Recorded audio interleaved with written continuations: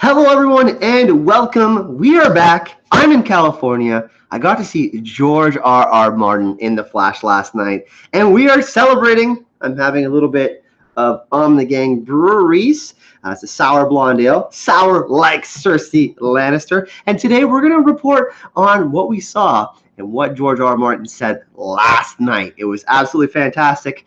And we haven't done a video in just a little bit since I got to California. So today, it's not your usual Thursday stream, but what we will do today is we will talk about all we saw and all we heard from George R.R. Martin with John Picaccio in Redwood City, California. So let's see who's in the chat right now.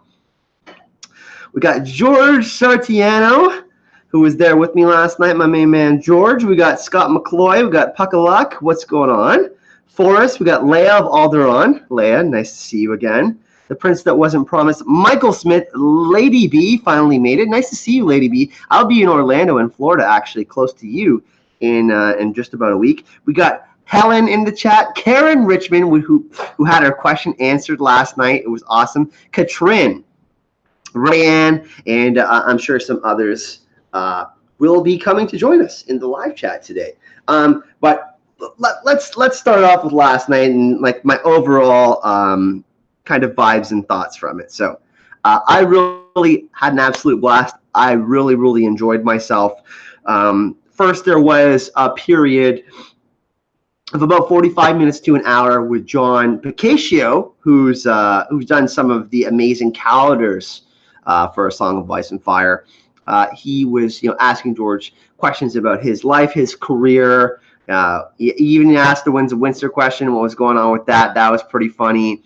And George was a good sport last night. John did ask some difficult questions and really tried to get a lot out of George last night.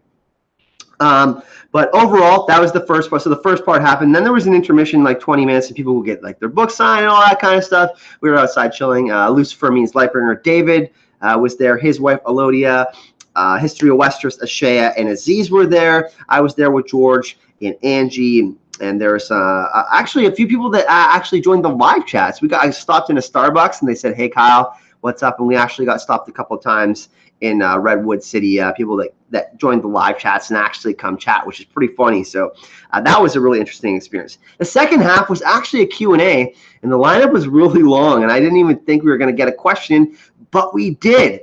So we actually ended up asking a question to George R.R. Martin. And Karen Richmond was the inspiration for this question. And basically, Karen wanted to know what A Song of Ice and Fire character, George would like be paid homage to, because George pays an homage to so many different authors and stories within the Song of Ice and Fire and his other creations. He didn't quite answer that A Song of Ice and Fire style, but what he did say is, his career crashed and burned twice, and he does appreciate people that get influence from his story, and that does inspire him, and he does like it. He did make a joke about it, though. He did say that he only likes it if the author is an established good author and if they have good stories. So he doesn't. He was kind of memeing and trolling, but he definitely had some humor in that answer. It was pretty funny. The first part, when I was asking, I wanted to say, hey, on behalf of the YouTube community and all of us in our community, like, we really appreciate your work. But the mic was echoing on the stage, and they were having problems hearing some of our questions. So I actually had to push the mic aside. It actually had to be loud. And I didn't get to get that part in because the mic was not working for that part. But LML, David, at least for me, his Lightbringer was right after me, and he basically repeated what I said, that because Aziz was in front of me, and then it was me, and then it was LML. So we all the podcasters or YouTubers had 3 questions in a row, and it was awesome. But yeah, we had a question answered by George R.R. Martin. He was a great sport. And it was an absolute blast. But what we're going to do is we're actually going to talk about some of what George talked about, especially A Song of Ice and Fire stuff. There was definitely some interesting questions, some things that he addressed, some new things that George just straight up dropped last night, and kind of something that to me, it was very telling about the end of A Song of Ice and Fire. So, what we're going to start off with is actually the story of George R. R. Martin's career, like crashing and burning, and he went into like real detail about how two separate times over two different decades that he had achieved success. One of his books or several of his books had garnered success, and then basically, he put out another product. It wasn't well received. People in Hollywood wouldn't return his calls and stuff like that. He ended up getting his real estate license with like no backup, like his house is on the line and stuff. And he really, went in deeply and talked about it, about his failures in life and how he's come to enjoy successes at the later stage of his life. He was actually kind of really morbid about it. They're backing up the dump truck of money to me, and I'm old, and it's kind of like the end cycle of my life. And he was really, really honest and funny. He had a great sense of humor. That was something that I really enjoyed. But the thing that really connected with me is all of you know, this YouTube channel would have never happened if I never would have got hurt with my back injury and all that. And it really just spoke to me that you should never, ever give up on your dreams and goals. And George really, kind of is the poster boy for that, because he failed twice big time. He lost it all, and then he came back with, he essentially is Azor High. He had his rebirth the third time's the charm. So that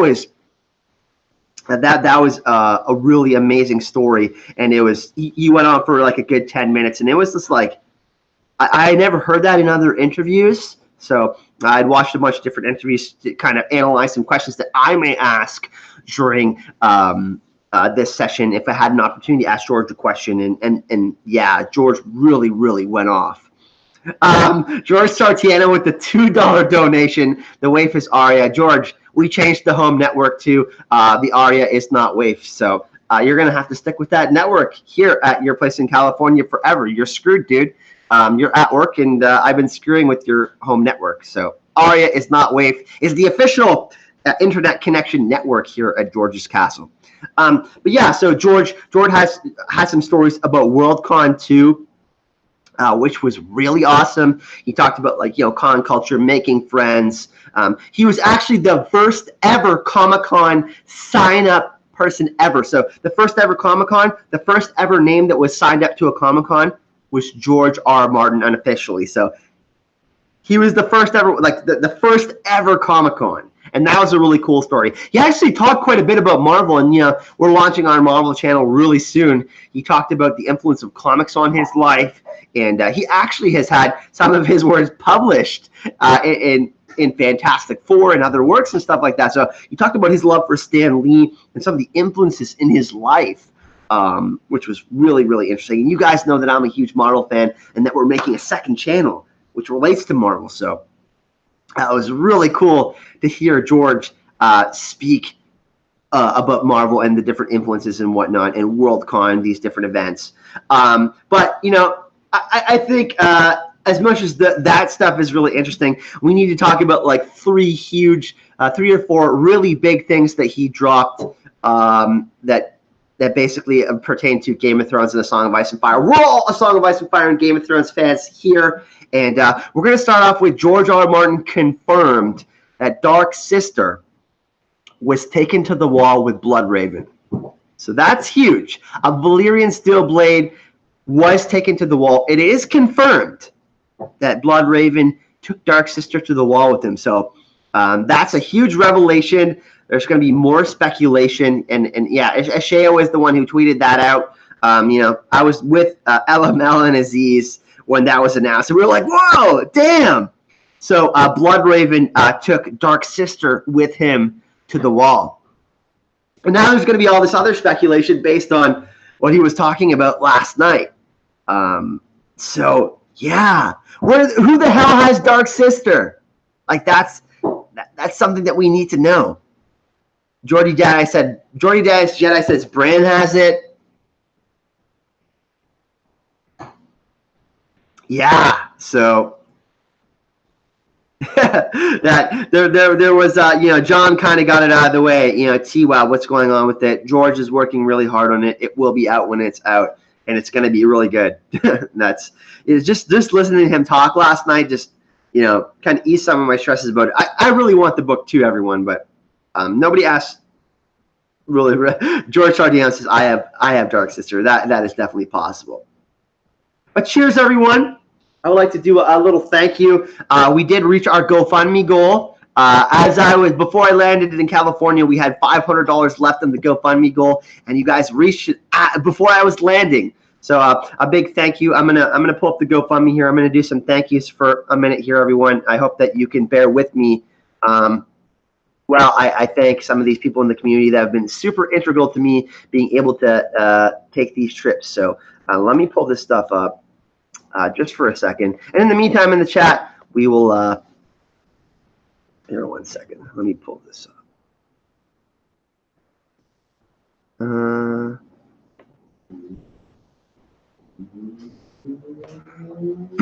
We've had so many people really be so generous and just super awesome with all of this.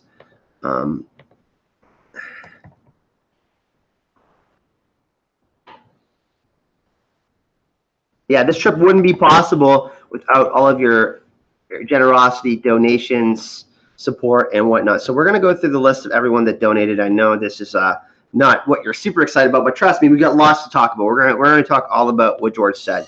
So I would like to thank Maura Lee. I'm not going to disclose how much she donated, but she donated a hell of a lot of money. Maura, I got something special coming for you that I'm going to send you from down here in California. Thank you so much for your support, Maura Lee. You were awesome. PJ made a significant donation. Thank you so much. She is one of our $100 patrons on the channel. Huge supporter of the channel. PJ, thank you so much to you. Karen Richmond, she's in the chat right now, has made a couple of very sizable donations. Marissa Nemechek, Helen in the chat. She made a pretty big donation. So thank you for that. Sarah made a donation. Sarah K. Kuzma. Katrina in the chat. Mallory Sanrixian made a donation. Bratislava made a donation. Thank you very much, Bratislava. William Rice made a huge donation. Thank you, William. Really appreciate you, my man. J.R. Rowley made a donation in chat. Jennifer Jones. Let's go through here. Mary, Nancy Talkstein, Joseph Boros, Neil Anderson, and the rest would like to remain anonymous. So thank you so much. I can't believe we reached the goal. And it's funny, we reached our donation goal, and some of you are saying to keep it open because I'm still going to Worldcon and still going to be on this trip for another over 5 weeks. So I am going to keep the GoFundMe goal open. I'm not going to advertise it or anything because we reached our goal. But if you still want to donate, it is going to be around, and you still want to help out, you still want to donate through super chats or anything like that. Cool. I am totally happy with that. But I am just super happy with all the support. Thank you so much, everyone. Really, really appreciate that. I would also like to thank the patrons of the channel. We are at 110 patrons now, and we're getting closer and closer to the goal of really, continuing to just strengthen the channels, making new stuff, and just, growing everything. So we got a $20 donation from Karen Richmond in the chat. From Whitney Purnell in spirit. Thank you so much, Karen. Really appreciate that. We're gonna get back to the discussion about George R.R. Martin, Dark Sister. There's a lot of possibilities. That on who could have that. Mira is there. Some people have been saying that. Some people say Arya have it. Some people are saying Longclaw's the missing sword. Blackfire in the chat. I don't really know what's going on there, but there is a Valyrian steel blade that got taken to the wall by Bloodraven, and that's huge. Misty, Azor Hype, if you make it to the Hugo Awards, could you tweet the winners, please? I believe we are going to be going to the Hugo Awards. I can't confirm that 100%, but we're going to try to do that. That's on Sunday night, towards the end of the trip here in California. But it looks like we're going to try to go to the Hugo Awards, which would be something that would be really fun. So yeah. That is something that's going to be coming up. Before we get to some more George stuff, I do want to let you know, Aziz and Ashaya, they're doing some stuff today, but they have agreed to do a little podcast in here, and we're going to release it on the channel. And we're actually going to talk all about what George talked about last night. So history of Westeros, Aziz and Ashea. I know most of you know who they are. We are going to record something for you, and we are going to put it up on the channel. So you have all the different perspectives. My perspective, I think George, when he does get off work, is going to try to join us as well. Ashea, Aziz, and we're all going to have some different perspectives than what we heard last night. Also, I'll be going to San Francisco tomorrow to hang out with Lucifer Means Lightbringer and his wife, and Aziz and Ashea. So I might try to jump them and bring my camera and try to get something recorded while we're in San Francisco hanging out. But yeah, let's get back to some of the other stuff that George said. One of the things that really stood out to me was John Picasio asked about the prequels and the future of Game of Thrones and kind of, George's level of involvement in these projects. And George doesn't have creative control, but he says he has a lot of money. George actually bragged about quite a bit about the millions of dollars that he's received for the rights to these projects. And I thought that was really funny because a lot of people are like, yeah, they're destroyed, like they're completely changing all of this and that. And George had a really amazing answer for all this. He's like, listen, I told Dan and Dave, D&D, to do a lot of these things that are in the show. There's more of the stuff that you think that I told them to do. Like, because people are always criticizing, like, yeah, that's not going to be in the books. But George basically went out and said, he's like, listen, I tell Dan and Dave a lot of these things. And a lot of these things that have happened, yeah, there's going to be some different stuffs in the book, but like they're going to do a lot. Like I've suggested some of these things. So that's something that's really interesting because there is this whole show versus book dichotomy. Yeah, the books are way better. I mean, obviously the books are amazing, but there are these two different mediums. And George kind of really went off about that and discussed like, hey, if you want to like the show, you can like the show. If you want to like the books, you can like the books. If you want to like both, you can like both. If you want to like video games, you can like the Game of Thrones video games. So he really went off about that, and he had a really interesting answer. I thought he was going to be more like, yeah, the books are canon, but he really kind of reaffirmed that Dan and Dave are doing a good job, and that it's been successful. Another thing that he did mention was the 5 prequels that were in production. Obviously, George did confirm that he suggested that the prequel be called The Long Night. So George R.R. Martin did say it himself. So I am not just spewing some fake news here. It was George's suggestion to say the prequel should be called The Long Night. That's really interesting, everyone. And he did say, other than the 5 other prequels that are, that were acquired by HBO, there's another 3 from George himself that, haven't been presented yet. So there's 5 prequel ideas, but there's more. There's like 10 Game of Thrones prequel ideas pretty much out there. George talked about another 3 that he hasn't even pitched yet. And, he did talk about some material from Fire and Blood. He talked about World of Ice and Fire and how much extra material he had, and that HBO has some material from Fire and Blood for a prequel. So Targaryen history, that was talked about, the possibility of the Targaryen kings being explored in a Game of Thrones prequel. So that's really exciting because we know that we're going to be getting the Long Night, and kind of the history from Westeros, this kind that we don't know about, the Wall, the Children of the Forest, the White Walkers, and all that kind of stuff. So definitely really awesome answer when he was like, yeah, they've taken some. He's like, I have 350,000 words in sideboards. And he's like, they've taken a lot of information from Fire and Blood, and they have it, and they've been writing and analyzing it and going through it, and but yeah, that was really interesting. He said that there are even more prequels or ideas that haven't even been, discussed, and they're in inception and all that sort of stuff. So there's quite a few. And yeah, Seth, George basically went out there and just said, hey, if you want to like the show, like the show. If you want to like the books, like the books. But he said a lot of the stuff that has been suggested by George and will be in the books. So that I thought was really awesome, because there are a lot of haters out there that are like, just the books, or just the show. So George kind of split that, and it was like, hey, listen, Game of Thrones is successful. That's awesome.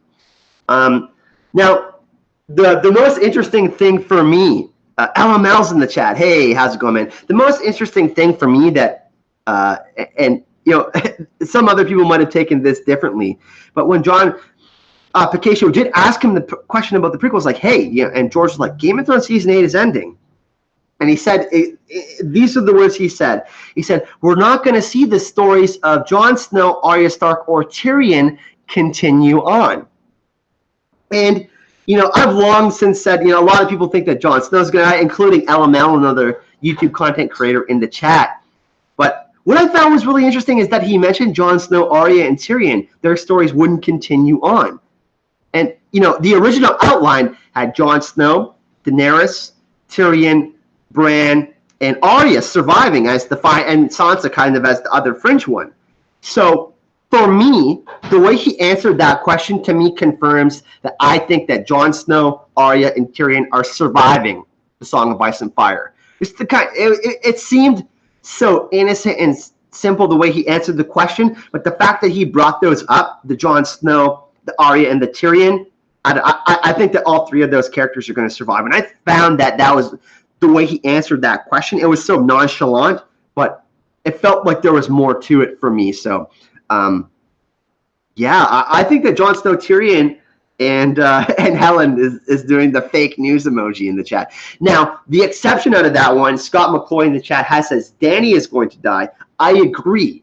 He said he has changed. I mean, stuff has obviously changed from some of the original outline. I mean, there was a love triangle between Tyrion, Arya, and Jon Snow. So that's obviously not happening.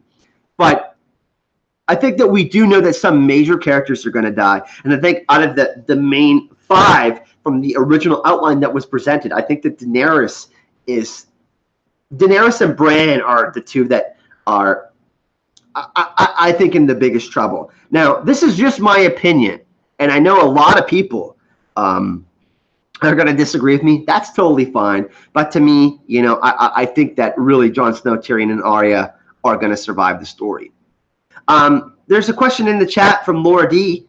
Says, will this be put, did you get to record it? No, I did not get to record it. But this will be available in podcast form to listen to for everyone at some point. So I don't know the exact date. The John Picatio did say that it was going to be available at some point. So whenever it does become available, I will make sure that all of you know about it. I will retweet it, share it on Facebook, all through the social medias, and you guys will know and be able to listen to what we listen to live in person at Redwood City. So, that was one of the biggest things I think that was definitely talked about. LML, let's ask LML in chat. What was the favorite thing that he talked about for you, LML? Because you had an amazing question. LML got to ask a question. What was the thing that stuck out to you, David? And cheers to everyone in the chat. I hope you're all having a fantastic Wednesday.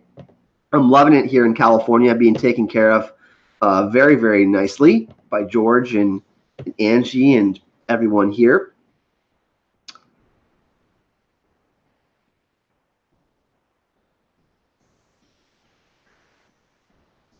Yeah, so Lucifer Means Lightbringer, David LML says, I love his story about crashing and burning twice. I talked about this a little bit earlier, but we'll talk about it again. George was really, really honest about his career and how he basically almost didn't make it to doing all of this stuff. He had worked in Hollywood as an author and been very successful. And then he put out the Armageddon rag, which was a rock star style. It was on music and rock music, and that had it was based on a band. And that had really not done well. He just didn't sell the books, and he was based out a ton of money in debt, whatever. And he talked about, for writers, advice to not get into debt, to be careful because it is not a stable position to be in that kind of industry. So that was really interesting to find that kind of insight from him, him being a famous author, hugely successful.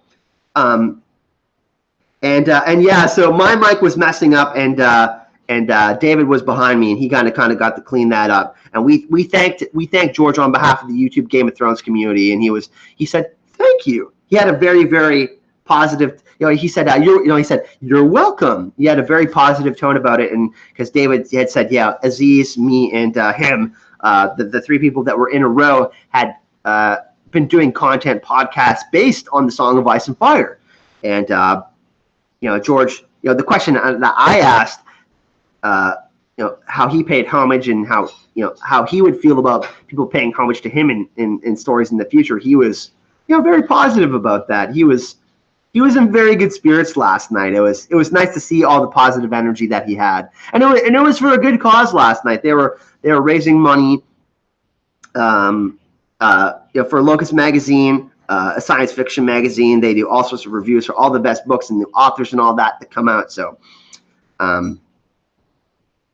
so yeah, it was overall just a really positive event. Obviously, John Picasio did ask some difficult questions though about Winds of Winter and his writer's block and all these different things. And but him and George are friends, so they're comfortable with each other. But George was very, very honest about that. Yeah. So I had a very good question that was inspired by Karen. We did for those on Patreon, I said, hey, if you guys have any questions, I would love to consider them since you're all supporting the channel. And I had my own question that I wanted to ask, but I felt, Karen has done so much for the channel. I would have loved to have done something special for her. So I decided to go with her question. And it was a good question. But there was microphone issues. There was an echo on stage. So I had to push it aside to clearly enunciate it and announce it to George and John. Yeah, another highlight, like I said, everyone, was George was really enthusiastic. His overall energy was very positive. It was 2.5 hours long, and he was like super excited. Every question he gave like a very well-spirited answer. Like he had a lot of great energy last night. He didn't he didn't act his age at all. He was like nerding it up like a 30-year-old nerd would. So that was being there, experiencing that energy in person, seeing him, how excited he was to talk about all of this in person with all of us. And he thanked all of us for being there, which was really awesome. Obviously, it was a great privilege to just be there to listen to George R.R. Martin in person. But yeah, he was more open than previous interviews. I think Scott, he was definitely more open last night and more I wouldn't say emotional, but more honest about certain things that have happened in his career. And there was a couple of cookie cutter questions from Karen, but there was a lot of other great questions. Aziz asked if Bittersteel, member of the Golden Company, had any children. He said, no, I do not believe so. George Sartiano asked about the Red Comet and asked if it would be coming around the sun again. He said, I could not be speculating on future events. And George did also ask about the missing Clegane sister. Pardon me. We didn't answer that one. There's some questions that were like, why did you ask that? Definitely some questionable ones. There are some pretty funny questions.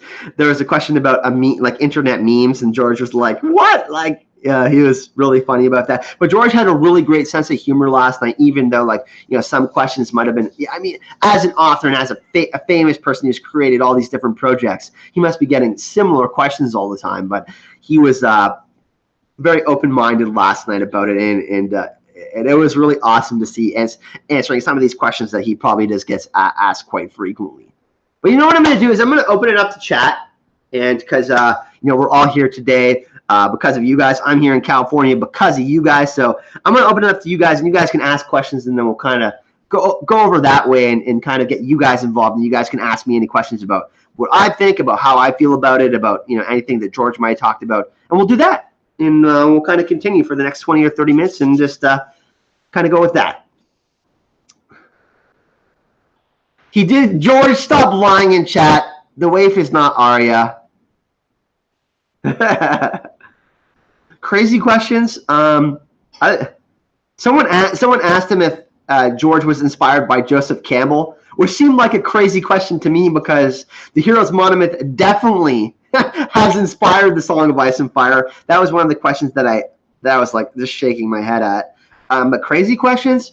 No Azor High question. George did talk. Oh, actually, here he spoke about how Bran Stark was the hardest character to write within the Song of Ice and Fire, and he spoke about that because that Bran is an 8-year-old and it's hard to write from the perspective of an 8-year-old. But he also talked about doing magic properly, because if you do magic, if you screw up the magic, then you screw up and ruin the whole story. So I think that that's very. It's an indication that the end of A Song of Ice and Fire and A Game of Thrones is going to be there's going to be a twist, but I don't think that George is going to do something that's superly outrageous to ruin his story. So I think that that's kind of something that's very reassuring. But he did say that. He did say that Bran is the hardest character to write within the Song of Ice and Fire. So that was probably the craziest question and one of the most out there answers. The one where we got like some of the most information. And thank you for joining, Leia. Thank you for joining today. You have yourself a lovely day. But he really elaborated on the Bran question. That was really interesting.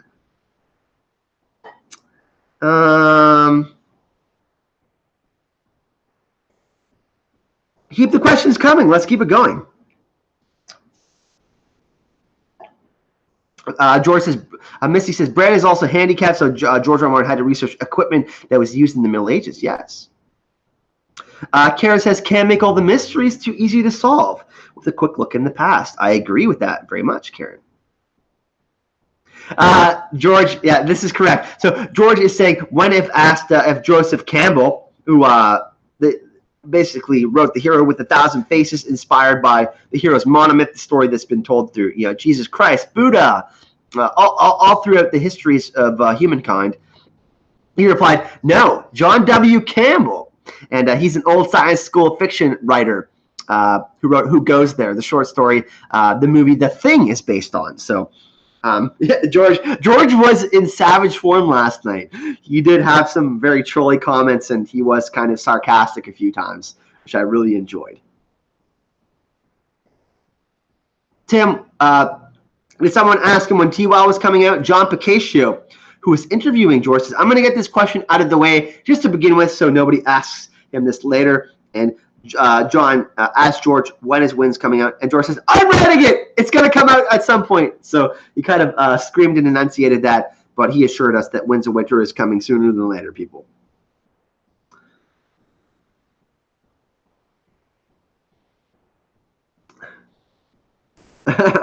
George is inspired, guys. Honestly, I think that I know we give him a pretty tough time, but George is inspired. I felt the positive energy there last night. He's writing. He said that to us. He's writing Winds of Winter. He's trying to get it done. So let's take solace in that, and that he had really he seemed spry last night. He was full of positive energy. So let's take his positive energy and go with that.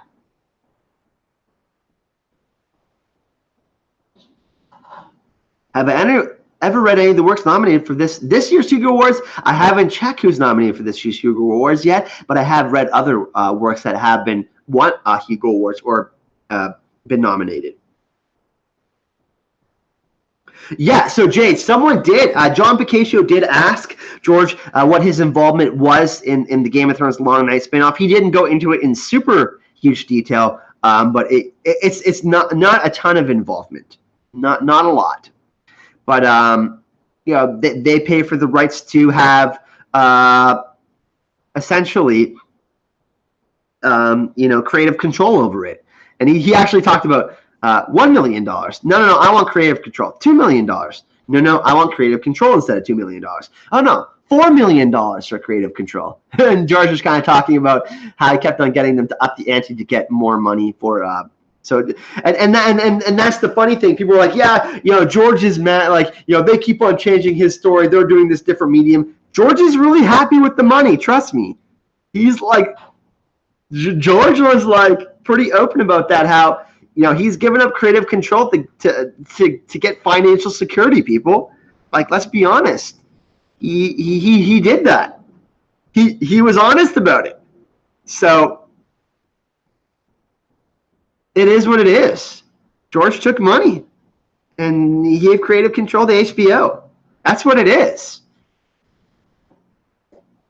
But he did speak about, they do consult him on everything. Like the stories, obviously, they're his creations. It's not like he doesn't have any input.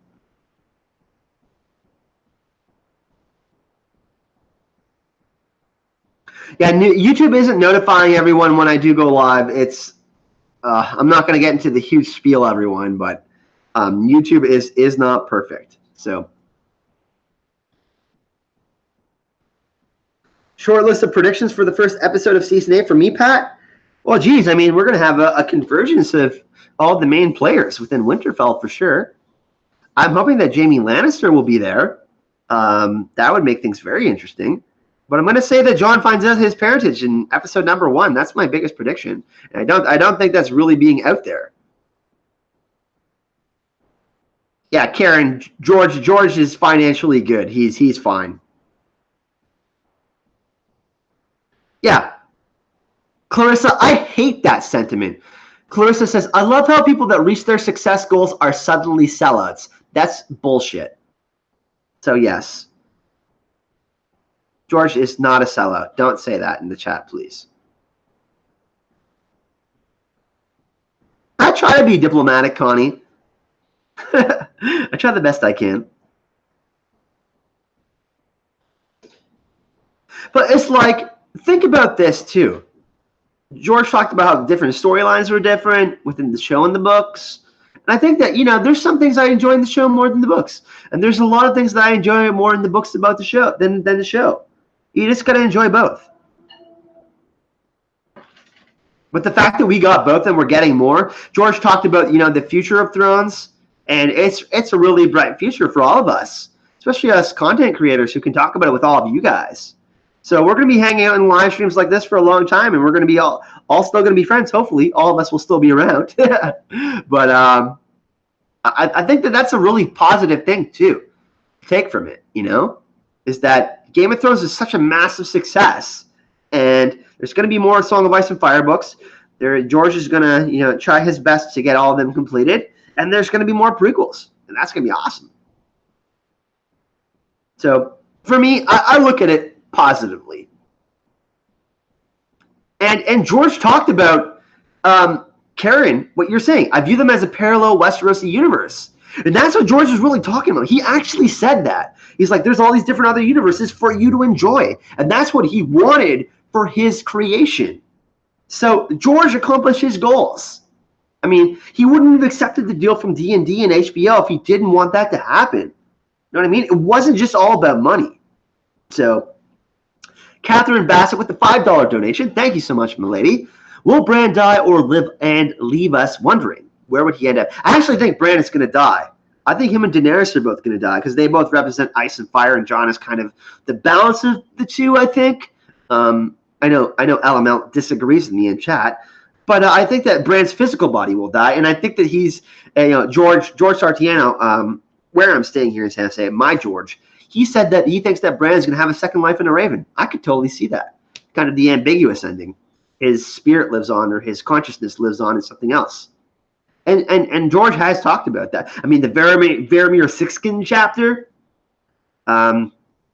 that's definitely foretelling for some of the things that could happen for later on within the next two novels in the Song of Ice and Fire. Otilla Angel says, I love how hyped you are, Kyle. Stoked you got to have this experience. Yeah, honestly, it's already the third day into my trip, and I'm like, wow, I'm loving California so much. The weather is amazing. Redwood City is so beautiful on our way there. There was trees trees all through downtown. And if someone said, hey, Kyle, I'm so happy you're living your best life, I really am. I'm so lucky to be doing any of this. So I'm really having an incredible time. It still hasn't fully set in that I got to go see George R.R. Martin. I was literally like 40 feet away from George R.R. Martin. We were like very close. Like we were like 5-6 rows away from the front. So yeah, it was awesome. Hype and love everyone in the chat. Cheers. Cheers to all of you in the chat. He didn't say, so here's a great question in the chat. Pink Lash, Q&A, did George R.R. Martin say the books in the show will have the end the same? He did not say that. But he did say, both have taken different paths, and that's that. Talamaska Dan in the chat, Brooke Black Mountain, Catherine Bassett. Thank you so much for that donation. Laura D, G's name taken, Otilla Angel, Misty, Tim F. And we're gonna do, like as I said, this is just me reporting on this, guys. We have Aziz in the Shea, and we have George, And we're going to do a roundtable discussion. What we're going to do is we're actually going to record it with one of these. It's a 360 camera. And I'm going to upload it to the channel. And we're going to have some drinks and some food and some snacks. And you'll kind of get to see all of our reactions and all of us hanging out, discussing, what I came down here to do is come see George R.R. Martin and enjoy California. There's definitely going to be some more content. This isn't going to be the last time we're going to talk about this. Are you kidding? Come on. Thanks for LML for joining us in the chat, man. Going to hang out with David tomorrow in San Francisco, actually, so that's really exciting. Steph, will Rhaegar's reputation ever be redeemed publicly? I think his name will definitely have a better shine to it. Steph, thank you for that question. Which snacks describe George R.R. Martin style?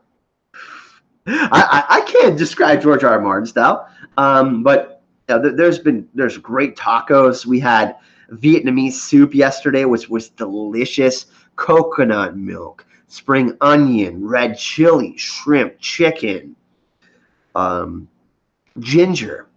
We had some really good Thai coconut milk soup. If you ever had tom yum soup, tom kha, it's very similar. It's a sour soup with lime and coconut milk and spice and all sorts of different herbs and proteins.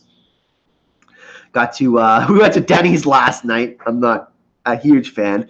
That was the only place that was open late enough that we could all chill out and hang out and discuss and enjoy each other's company last night.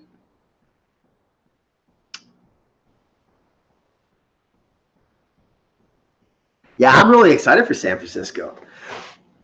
Laura D says, I would love to see a roundtable with George R.R. Martin, Lucifer Means Lightbringer, Aziz, Six to the Citadel, Kyle, Robert and DB, and Quinn. Whoo, are you kidding?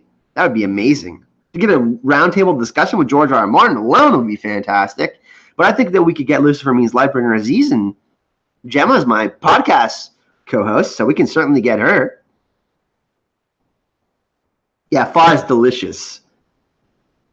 We also had some roti, which was awesome. They made this incredible curry dipping sauce with this crispy, buttery bread. That was fantastic. We are still yet to go for sushi. We're going to do that. We're going to go for sushi. Tomorrow we're going to be downtown San Francisco. We're going to be going to check out some different things. 420. But we're going to go maybe get some fish tacos or some Mexican food or some sushi. I know there's some great eats in San Francisco. They have a great food scene. So we're going to definitely go out for dinner or lunch or something tomorrow. We're going to go see the Golden Gate Bridge. I'm going to take pictures with my camera down in San Francisco. I've been getting pictures on my trip, everyone. I'm going to be getting footage, so you're going to be getting kind of a lens into what I'm seeing and enjoying. So I'm really excited to share all of that with you as well. So that will be really fun. Pancho Villa Taqueria in San Mateo on your way to the city. Yeah, I've had a few suggestions on different taquerias to go check out so far. Taco truck on every corner. Well, I'm excited by that. By different things, he means pop bars and dispensaries. Yes, we are going to do that tomorrow. The munchies, yeah, munchies, Jordy. You got the right idea. I never had curried goat, Inez, but I have had many different types of curry that were delicious. The first I had some fish tacos in Toronto on the way here that were really nice. They were breaded fish tacos. They were really good. It was in Chef Lynn Crawford's restaurant. She's competed on Iron Chef and is a very well-respected Canadian chef.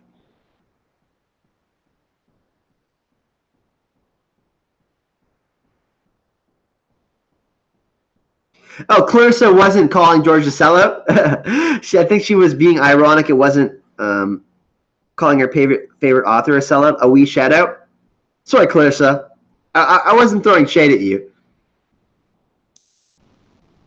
The small vlogs are great. Yeah, I've been trying to upload all of my pictures and vlogs to Instagram. I know quite a few follow me on Instagram. I've been uploading them all to Facebook because I have a Canadian network, people. I'm connected to Rogers, wireless, and it seems that there's some kind of issue here in San Jose where I'm not able to upload all of my stuff. So some of it might be kind of a couple days later. We're actually having a Wi-Fi problem here at George's spot. We're still trying to get that figured out. So there will be more updates. I'm like out there taking tons of pictures and stuff like that. I've already got like 60 or 70 pictures.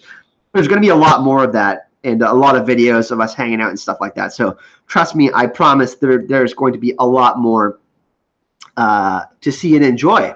Like I said, I wouldn't have been able to get down here without all of you guys. So Clarissa was explaining it all.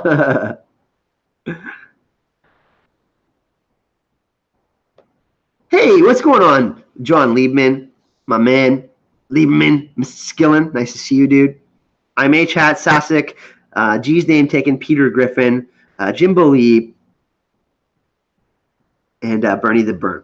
But yeah, overall, like, you know, this isn't going to be a super long stream, everyone, because like I said, we are going to be conferring with Aziz and Ashea from History of Westeros. Tomorrow, I'm going to try to twist the arm of Lucifer Means Lightbringer and all of them to get some footage while we're in San Francisco.